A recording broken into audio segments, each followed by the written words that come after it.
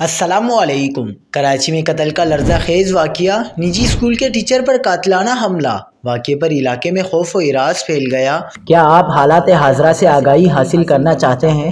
خبر کے پیچھے چھپے اصل حقائق جاننا چاہتے ہیں تو ابھی سبسکرائب کیجئے جلمل پاکستان کو اور ساتھ ہی گھنٹی کے نشان پر کلک کر دیں۔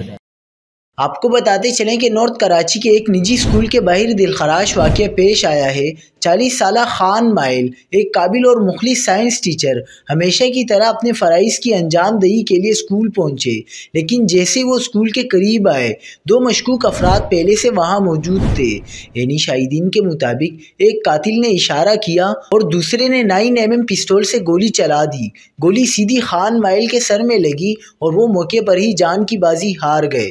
خواجہ اجمیر نگری پولیس کا کہنا ہے کہ ابتدائی تفتیش میں واقعہ ذاتی دشمنی کا شاخسانہ معلوم ہوتا ہے۔